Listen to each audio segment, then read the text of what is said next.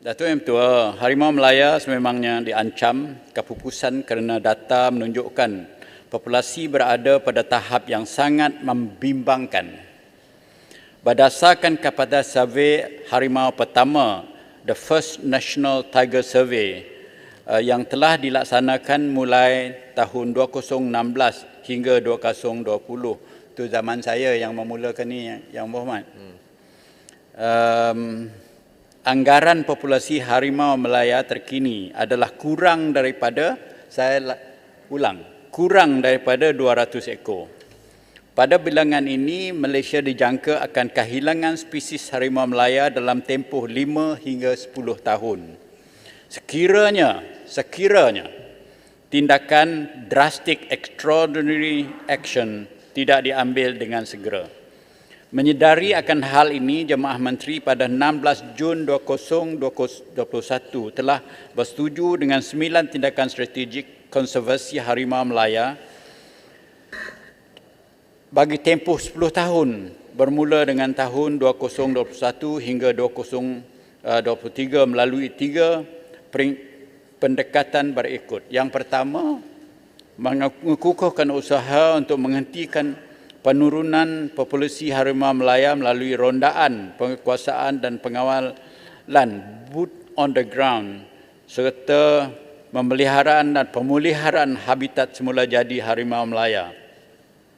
Yang kedua, meningkatkan tadbir urus baik dan keberkesanan dalam melaksanakan konservasi harimau Melaya melalui penubuhan pasukan petugas kebangsaan.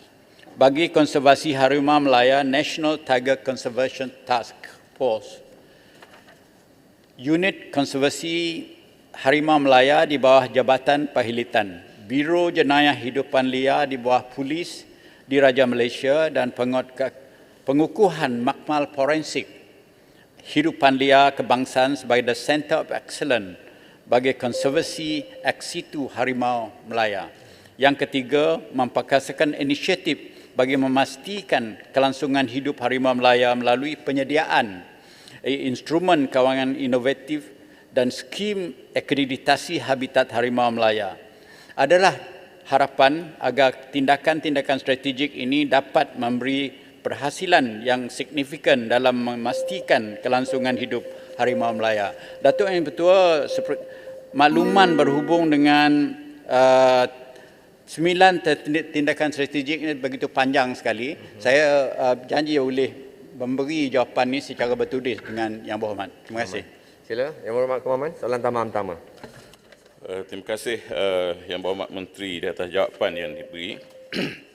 Menyedari tentang pentingnya menjaga kepentingan harimau Melaya ini bagi memastikan ianya tidak pupus, ia juga menimbulkan konflik di antara manusia dengan haiwan tersebut. Jadi soalan saya, bagaimana untuk menangani masalah konflik antara manusia dan harimau ini? Apakah yang rakyat perlu lakukan apabila berlakunya situasi harimau sama ada masuk ke kampung ataupun ke kawasan penempatan awam? Kerana kita perlu melindungi nyawa manusia dan dalam masa yang sama kita perlu memelihara hidupan liar yang kian pupus itu. Terima kasih. Sila Menteri. Terima kasih Yang Berhormat.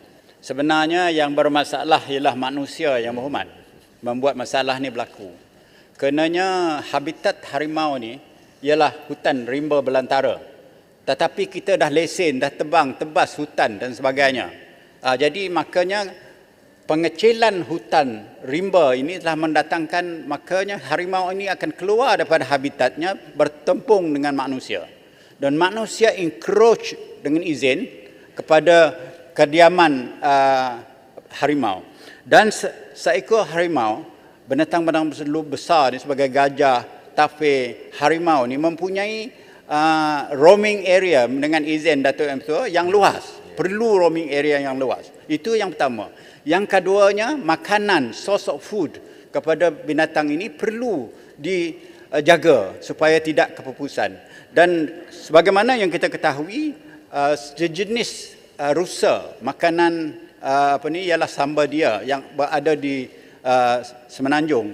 Jadi makanan pertama harimau. Ini juga berhadapan dengan satu keturunan jumlah. Dan ini juga jadi hunting oleh pihak manusia. Jadi berkurangan, diburu oleh pihak manusia untuk makanan. Jadi di situ letaknya pertambungan ini. Jadi sebenarnya kalau kita boleh berhentikan daripada menebang-menebas, berhentikan menggunakan membalak pokok-pokok dan sebagainya, konservasi hutan kita diperluaskan, the central forest pines, fragmented forest itu kita sambungkan semuanya. Jadi kita memperbesarkan ruang tempat roaming area untuk tiger ni, insya-Allah dia tidak akan masuk ke tempat manusia. Jadi dalam yang kedua, apabila berjumpa dengan tiger ni, keluar masuk ke kampung, jangan ambil senapang pedang sendiri. Berhubung dengan pihak perkhidmatan untuk bantuan. Mereka mempunyai kepakaran dan kebolehan untuk menangani masalah ini. Terima kasih. Terima kasih, Menteri. Jerai. Soalan tambahan kedua, saya Tampin. jemput Yang Berhormat Tampin. Terima kasih Datuk Yang di-Pertua. Kita dapati bahawa hasil pada jawapan yang dikemukakan oleh Menteri bahawa ada usaha-usaha untuk memelihara keselamatan khususnya harimau Melaya, dan ia adalah salah satu di antara produk asli bagi negara, dan sekiranya tidak dijaga dengan baik, maka ia akan menyebabkan sumber asli ini akan terhapus. Persoalan saya, sejauh mana kementerian telah mempatenkan sumber asli ini bagi khazanah negara? Terima kasih. Terima kasih Yang Berhormat Tampin. Sila Menteri, 2 minit 30 saat. Terima kasih Datuk Yang Tua. Yang pertamanya, sekarang kementerian mewujudkan kerjasama di antara zoo dan pihak luaran, pihak universiti dan sebagainya untuk supaya kelangsungan hidup harimau Melaya ini boleh kita panjangkan. Kerjasama ini ialah melibatkan apabila harimau ini boleh disimpan di negara-negara lain, di Amerika, di Singapura dan sebagainya. Macam mana kita buat tapir dulu? Kita berjaya dalam sudut tapir ni. Jadi kita nak buat bersama macam ni. Yang kedua ialah membuat research yang terperinci. Macam mana kita boleh inbreedingkan tiger ni dalam, bukan saja di tempat yang wild, tetapi juga di tempat yang kita jaga, tempat jagaan kita sendiri. Dan juga kita mewujudkan satu conservation center dirancang, National Tiger Conservation Center. Pusat konservasi ini tujuannya ialah untuk kalau mana-mana tiger yang dijumpa, contohnya masuk ke kampung, kita bawa ke situ dan kita cuba nak interbreeding di dalam konservasi area ini, dan selepas itu kita kenal pasti di mana anak-anak tu nanti boleh kita lepaskan semula.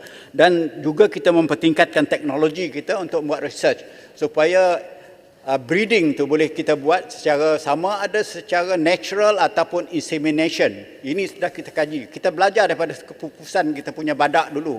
Apabila kita meminta bantuan daripada negara lain, rakan yang terdekat kita pun tak mampu bantu kita. Jadi kita kena memperkasakan kebolehan kita sendiri dalam sudut ini. Dalam masa 5-6 tahun ini kita mesti bekerja keras untuk menghasilkan pengeluaran pembiakan anak-anak harimau ini dalam kandang ataupun dalam tu sebelum kita keluarkan mereka ke wild. Tapi dalam masa yang sama, saya peringatkan lagi sekali, kita jangan lagi menebang hutan lah.